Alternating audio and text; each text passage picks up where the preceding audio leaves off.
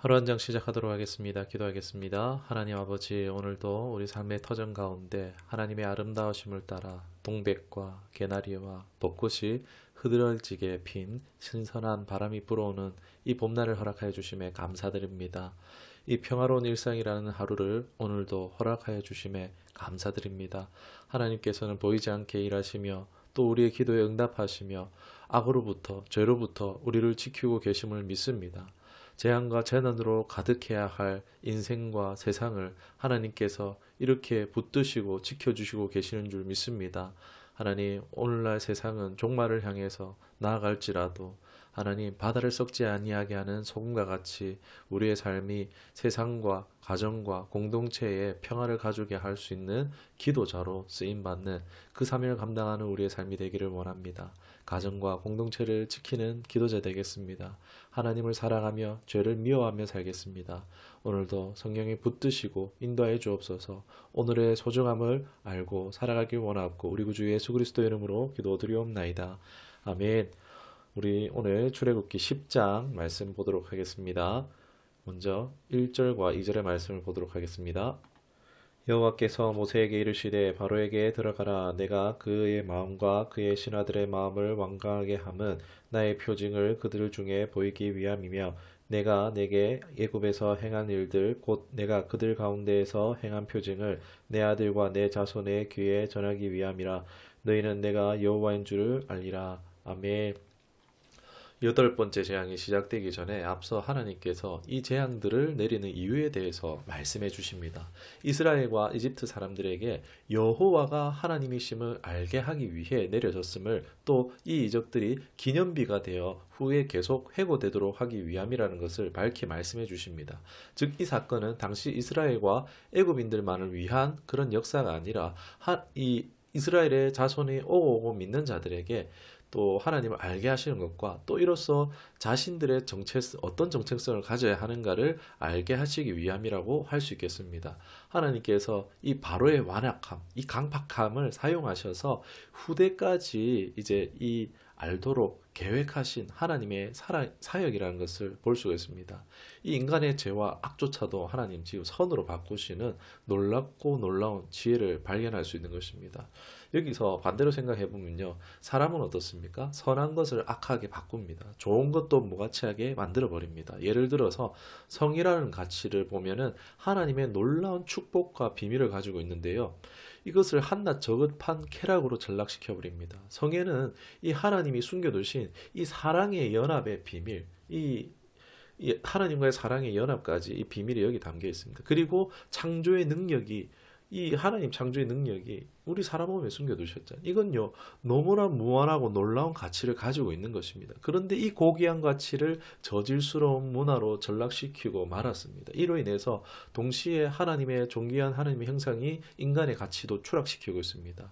사랑이 아닌 성적 대상으로 만들어 이 전락시키는 사회가 되어서 참 너무나 안타깝고 슬픈 현실이라 할 수 있겠습니다. 이 하나님에게서 떠난 이 죄로 떠난 사람이 하는 대부분의 일이 거의 모든 일이 이와 같습니다. 선한 것을 악하게 합니다. 좋은 것을 나쁘게 합니다. 시간, 물질, 육체 등등등 다양합니다. 그러나 하나님은 어떻습니까? 그 반대죠. 예로 후에 이 출애굽기에도 등장하겠지만 마실 수 없는 물을 달게 하십니다. 놀랍죠. 신약 시대에 나무에 달린 자는 저주를 받은 자다 이런 관념들이 있는데 그 저주받은 십자가에 하나님의 아들을 내어주시죠. 대속의 제물로 내어주심으로 이제 십자가가 오고 오는 많은 사람들에게 구원으로 가는 표식과도 같은 영광스러운 것이 되게 하셨습니다. 놀랍죠? 이 죄에 속한 인간은 최선을 최악으로 바꿉니다. 그러나 하나님은 최악을 최선으로 바꾸시는 능력의 하나님이신 줄 믿습니다. 가장 놀라운 것은요. 무가치한 인생을 예수 그리스도로 말미암아 최고의 가치 있는 인생이 되게 하신다는 것입니다. 예수님 짜리가 되게 하신다는 것입니다. 생각해보면 내 인생을 악으로 몰고 가는 것은 누굽니까? 나 자신입니다. 그러나 내 부끄러운 인생도 과거도 상처도요. 하나님의 만지심이 있으면요. 내 수치와 부끄러움은 변화해서 영광이 되게 하시고 상처와 약함은 하나님의 자랑과 강함을 드러내는 통로가 되게 하시는 것입니다. 이 선하신 하나님이 늘 함께 하시기를 주님의 이름으로 축원합니다. 그리고 3절에서 20절까지인데 많으니까 중간중간만 좀 더 읽도록 하겠습니다. 먼저 3절에서 7절까지 말씀 보도록 하겠습니다. 모세와 아론이 바로에게 들어가서 그에게 이르되 히브리 사람의 하나님 여호와께서 말씀하시기를 내가 어느 때까지 내 앞에 겸비하지 아니하겠느냐. 내 백성을 보내라. 그들이 나를 섬길 것이라. 내가 만일 내 백성 보내기를 거절하면 내일 내가 메뚜기를 내 경내로 들어가게 하리니 메뚜기가 지면을 덮어서 사람이 땅을 볼 수 없을 것이라. 메뚜기가 내게 남은 그것 곧 우박을 면하고 남은 것을 먹으며 너희를 위하여 들에서 자라는 모든 나무를 먹을 것이며 또 내 집과 내 모든 신하의 집들과 모든 애굽의 사람들 집에 가득하리니 이는 내 아버지와 내 조상이 있던 땅에 있었던 그날로부터 오늘까지 보지 못하였던 것이라 하셨다 하고 돌이켜 바로에게서 나오니 바로의 신하들이 그에게 마르되 어느 때까지 이 사람이 우리의 함정이 되리까. 그 사람들을 보내어 그들의 하나님 여호와를 섬기게 하소서. 왕은 아직도 애굽이 망한 줄을 알지 못하시니까 하고. 아멘. 11절 12절 말씀 보겠습니다. 그렇게 하지 말고 너희 장정만 가서 여호와를 섬기라. 이것이 너희가 구하는 바니라. 이에 그들이 바로 앞에서 쫓겨나니라. 여호와께서 모세에게 이르시되 애굽 땅 위에 내 손을 내밀어 메뚜기를 애굽 땅에 올라오게 하여 우박에 상하지 아니한 밭의 모든 채소를 먹게 하라. 아멘. 16절로 19절까지 보도록 하겠습니다. 바로가 모세와 아론을 급히 불러 이르되 내가 너희 하나님 여호와와 너희에게 죄를 지었으니 바라건대 이번만 나의 죄를 용서하고 너희 하나님 여호와께 구하여 이 죽음만은 내게서 떠나게 하라. 그가 바로에게서 나가서 여호와께 구하매 여호와께서 돌이켜 강렬한 서풍을 불게 하사 메뚜기의 홍해를 몰아넣으시니 애굽 온 땅에 메뚜기가 하나도 남지 아니하니라. 아멘. 여덟 번째 재앙은요, 메뚜기 재앙입니다. 메뚜기는 작은 곤충이지만 그 수가 불어나면 큰 위협이 됩니다. 현대에도 메뚜기 재앙은 큰 두려운 재앙이라 할 수 있죠.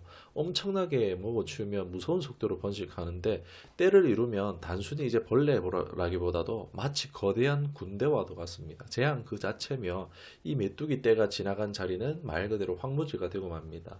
우리 전쟁의 승패는 어떻게 보면 보급에 달려 있다라고 할 수 있습니다. 보급이 없으면 아무리 강한 무기도 병사와 장수도 무용지물이 되고 맙니다. 이 애굽이 이로 인해서 남은 것이 없게 되면 어떻게 됩니까? 황폐한 이집트는 말 그대로 망한 것입니다. 7절에도 보면은 신하들도 바로가 현실을 직시하도록 말하고 있습니다. 왕이여 망했습니다 라고 하고 있죠. 이쯤 되니 바로도 더 이상 교만도 고집도 이제 점점 무너지기 시작하는 것을 볼 수 있습니다. 바로는 이제 신하들의 호소에 못 이기는 척하면서 모세와 아론을 불러서 제사해 허용해 줄게 하진 이렇게 마음을 먹고 응답합니다. 그러나 바로가 교활한 수를 씁니다. 이스라엘 백성을 이 자신의 협상 카드라도 되는 것처럼 수단화시켜서 협상을 합니다. 어떻게 해요? 아이들은 두고 가. 어른들만 예배하고 와 라는 것입니다. 인질이죠. 참 악합니다. 그렇게 모세와 아론을 쫓아내고 맙니다. 지금 이 상황은요, 신하들은 다 알고 있는데 이 상황을 판단하지 못하는 건 바로뿐이지 싶습니다. 이 보내지 않으시 경고했음에도 불구하고 바로는 보내지 않습니다. 하나님이 동풍을 불어오게 하시사 메뚜기 떼가 애굽을 덮칩니다. 그 수가 너무 많아서 온 지면을 덮습니다. 상상했을 때 이 땅을 볼 수 없을 정도라고 말하고 있죠. 이 들에 남은 식물과 채소며 심지어 나무까지 모조리 먹어치우고 이 애굽의 집과 왕국 안에까지 침투하여서 생활이 불가능하게 된 것입니다. 애굽은 그간에 받은 피해로 이미 절망적인 상황이었겠죠. 정신도 완전 정말 나갔겠죠. 이 메뚜기 떼로 인해서 그 남은 것마저도 싹그리 먹어버림으로써 멸절하게 되는 것입니다. 이 죄된 인간이요, 하나님께 순종하기가 참 어려운 것 같습니다. 저 자신만 보아도 정말 인생의 그 바닥을 쳤을 때 일말의 가능성도 없게 됐을 때에 순종하게 되는 것 같습니다. 아직 내 손에 내 수가 남아있는 동안은 순종은 없고 순종하는 척만 하는 것 같습니다. 그런데 빈손이 되었을 때야 하나님을 진실이 바라볼 용기가 생기는 것 같습니다. 우리가 빈손이 되기 전에 참 진실이 하나님만을 바라볼 수 있었으면 좋겠습니다. 쉽지는 않겠지만 하나님을 바라보는 저와 여러분 되기를 축원합니다. 이 모세를 통해서 경고했지만 이건 경고를 해도 막을 도리가 없는 것입니다. 도울 수 있는 것도 없습니다. 이 재앙으로 심판을 받는 이집트의 신은요, 메뚜기 떼로부터 보호해주는 신이 있습니다. 세라피아입니다. 그리고 공물을 지키는 신, 어제도 얘기했지만 세트와 민이 있었지만 하나님 앞에서는 아무것도 못하는 무력한 그냥 사람이 만든 우상이었을 뿐임을 알게 하는 것입니다. 그리고 오직 하나님만이 참 하나님이심을 확고히 하게 된 것입니다. 이 바로는 이 메뚜기 재앙을 도저히 견딜 수 없게 되자 다시 모세와 아론을 불러 옵니다. 놀랍게도 뭐랍니까? 잘못했다, 범죄했다라고 합니다. 이제는 모세에게 간청을 하는 겁니다. 이제 그간의 이 말과 표징의 이런 의미가 전달되기 시작했다라고 볼 수 있겠죠. 이 재앙이 참 얼마나 끔찍했는지 바로는 이 죽음을 떠나게 해달라고까지 말합니다. 참 사서 고생합니다. 다시 이제 모세의 기도를 통해서 메뚜기 떼를 서풍으로 불어 거두십니다. 그러나 바로는 또 스스로 미혹되어서 이스라엘을 보내지 않는 어리석은 선택을 또 반복하고 맙니다. 이제 21절에서 마지막 29절까지 말씀을 보도록 하겠습니다. 여호와께서 모세에게 이르시되 하늘을 향하여 내 손을 내밀어 애굽 땅 위에 흑암이 있게 하라. 곧 더듬을 만한 흑암이라. 모세가 하늘을 향하여 손을 내밀매 캄캄한 흑암이 3일 동안 애굽 온 땅에 있어서 그동안은 사람들이 서로 볼 수 없으며 자기 처소에서 일어나는 자가 없으되 온 이스라엘 자손들이 거주하는 곳에는 빛이 있었더라. 바로가 모세를 불러서 이르되 너희는 가서 여호와를 섬기되 너희의 양과 소는 머물러 두고 너희 어린 것들은 너희와 함께 갈지니라. 모세가 이르되 왕이라도 우리 하나님 여호와께 드릴 제사와 번제물을 우리에게 주어야 하겠고 우리의 가축도 우리와 함께 가고 한 마리도 남길 수 없으니 이는 우리가 그 중에서 가져다가 우리 하나님 여호와를 섬길 것이며 또 우리가 거기에 이르기까지는 어떤 것으로 여호와를 섬길지는 알지 못함이니이다 하나 여호와께서 바로의 마음을 완악하게 하셨으므로 그들을 보내기를 기뻐하지 아니하고 바로가 모세에게 이르되 너는 나를 떠나가고 스스로 삼가 다시 내 얼굴을 보지 말라. 내가 내 얼굴을 보는 날에는 죽으리라. 모세가 이르되 당신이 말씀하신 대로 내가 다시는 당신의 얼굴을 보지 아니하리이다. 아멘. 이때까지 보면 내렸던 재앙의 순번 중에서 세 번째와 여섯 번째는요. 바로를 향한 경고가 없이 주어졌습니다. 역시 3, 6, 9, 아홉 번째는 이번에도 바로에게 어떠한 경고를 하지 않고 바로 재앙을 내리십니다. 모세가 주저하지 않고 하늘을 향해 손을 펼쳐 행함으로 애굽에 어둠이 내리게 됩니다. 흑암의 재앙입니다. 이 하나님께서 인간을 창조하실 때 마지막에 지으심은요, 인간이 가장 중요하기 때문에 모든 것이 인간을 위해서 창조한 것입니다. 그 중에 빛은 창조 요소에서 가장 첫 번째로 인간에게 필요한 일순이라는 것을 알 수 있습니다. 지금 아홉 번째 재앙은 인간에게 가장 필요한 첫 번째인 빛을 거두어 가신 거예요. 이 흑암은 3일이나 계속되는데 더듬어야지만 느낄 수 있는 칠흑 같은 어둠이었습니다. 마치 애굽 사람 모두가 맹인이 된 것 같은 어둠이었죠. 그런데 이게 태양과는 무관한 것 같습니다. 말 그대로 애굽에만 빛이 비추지 않습니다. 이스라엘은 있는 곳에만 해도 빛이 있었습니다. 뭐라고 설명할 수 없는 현상이라 할 수 있겠죠. 일부 학자는 모래 폭풍이다 주장하지만 왜 옆에 있는 곳에는 멀쩡합니까? 즉 단순히 이거를 해를 가린 정도가 아니라 이 하나님의 전능으로 애굽 공간에 빛은 아예 차단하고 거두신 것으로 볼 수가 있습니다.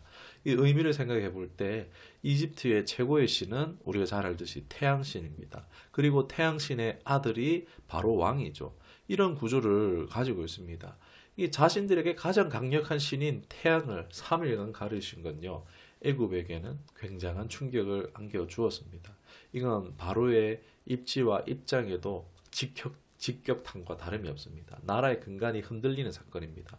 그리고 어둠은 인간에게 가장 원초적인 두려움을 줍니다. 이 다신론 국가일수록 신을 많이 섬기기도 하지만 귀신을 무서워합니다. 고대에는 밤은 귀신의 시간으로 여겼습니다. 그래서 밤에 외출을 하지 않았습니다. 이 3일간 계속된 어둠은요, 단순한 어둠 그 이상의 의미로 애굽인들에게 다가왔을 것입니다. 온갖 공포와 두려움, 귀신과 도둑이 장악하는 혼란과 혼돈의 끔찍한 절망의 시간이었을 것입니다. 이제 다급해진 바로가 모세를 먼저 제안을 합니다. 가라. 어린이도 데려가라 라고 합니다. 그런데 가축은 두고 가라고 합니다. 요즘 말로 찌질하죠. 모세는 단번에 거절합니다. 한 마리도 두고 갈 수 없다고 바로왕의 이 짐승이라도 줘야 된다라고 하면서 딱 잘라버립니다. 오늘날 우리는 이걸 사이다라고 하죠. 완전 지금 상황 역전입니다. 자존심이 상할 대로 상한 바로는요. 그러지도 못하면서 모세를 향해서 분풀이합니다. 너 나가 사라져. 내 눈앞에서 보이기만 해. 죽여버릴 거야 라고 합니다. 분한 것이죠. 모든 재산과 자신의 권위를 다 잃어버렸습니다. 그냥 알량한 자존심만 남아있습니다.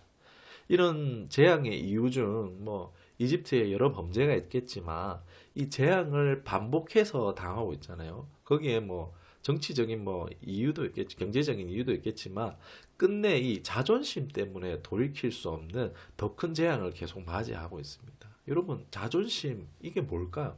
자존감이 없는 데서 발생하는 것입니다. 성경은요, 인간을 하나님의 형상으로 봅니다. 그 자체로 존귀한 존재인데 이 모든 피조물의 정점 가운데 있는 하나님의 가장 큰 사랑을 받는 존재라는 것입니다. 그러나 죄로 인해 어떻게 됩니까? 하나님과의 끊어졌죠. 관계가 끊어짐으로 하나님으로부터 오는 이 영적 공급, 신령한 공급이 끊어진 것입니다.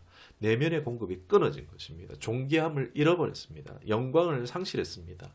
말 그대로 우리 자체 발광이었던 영광스럽던 아담과 하와가 범죄 이후에 가장 먼저 한 행동이 무엇입니까? 수치심을 느끼고 몸을 나뭇잎으로 가렸습니다. 요즘 말로 찌질해졌습니다. 그 전까지 부끄러울 게 없었어요. 몰라서가 아니라, 내가 벗은지 몰라서가 아니라 당당했던 거예요. 영광스러웠던 거예요. 벗은 게 부끄러운 게 아니라 하나님의 영광이 떠나가니까, 끊어지니까 존재적인 수치심으로 몸을 가렸다는 것입니다. 몸을 가리고 싶어서 수풀 속에 숨었습니다. 이 사람은 본래 관심, 사랑, 인정이 필요한 존재입니다. 우리 사람 말로 그렇죠. 그런데 이런 열망이 누구에게나 있는 것입니다. 사랑받고 인정받고 칭찬받고 싶습니다. 어릴 때 이렇게 받지 못하면은 냉정한 사람으로 자라기도 하죠. 그래서 이 사회가 어떻습니까? 더 많이 사랑받고 더 많이 인정받고 더 많이 칭찬받고 싶어서 경쟁합니다. 세상이 왜 이렇게 치열합니까? 하나님 사랑이 떠났기 때문입니다. 세상이 치열해진 이유가 여기 있는 것입니다. 세상의 어떤 최고의 사랑도, 어떤 최고의 명예도 어떻습니까? 그 순간은 찬란하고 영광스러워 보일지 모르지만 유한합니다. 충분하지 않습니다. 오직 하나님의 공급하심으로, 비추심으로 연결될 때 우리는 채워질 수 있습니다. 자존심은요, 아담과 하와가 자신의 존재적 수치를 가리기 위한 나뭇잎 같은 것입니다. 이 나뭇잎 같은 것에 집착하는 심리가 자존심이라는 것입니다. 오늘날에도요, 사람들은 여러 가지 나뭇잎을 구합니다. 금칠한 나뭇잎, 보석 박은 나뭇잎, 이런 것들. 나뭇잎은 시들어서 바스라지는 것입니다. 그런데도 외양에 관심이 온전히 집중되는 것입니다. 자존심을 지키는 것, 이건 결코 자신을 지키는 것이 아닌 것입니다. 하나님이 자존심을 부르시는 모습이 성경에 나옵니까? 그런 모습은 어디에도 없습니다. 하나님은 그러실 필요가 없으신 존재이기도 하고, 또 오히려 하나님이신 예수님 어떠십니까? 가장 낮아지셨죠. 수치와 모욕을 당하셨어요. 우리를 구원하시기 위해서 아랑곳하지 않으셨어요. 생각해 보길 원합니다. 예를 들어서 예수님이 자존심을 부린다. 장면을 생각해 볼게요. 내가 왕인데 하나님 말구에 나는 건 좀 아니지 않을까요? 최소한 왕족에게 나야지. 존심 상해 이러면 예수님의 모습과 어울립니까? 어울리지 않죠. 자존심은요, 껍데기에 불과한 겁니다. 결국 그것은 바스라지는 겁니다. 잎사귀는 가려도 그것이 결국 바스라지고 마는 것입니다. 하나님 그래서 가죽옷 입혀주셨잖아요. 계속 가려도 바스러지고 가려도 바스러지니까 하나님이 짐승을 잡아서 가죽을 입혀주시잖아요. 그러니까 우리가 어떻게 해야 합니까? 하나님께 나아가야 되는 것입니다.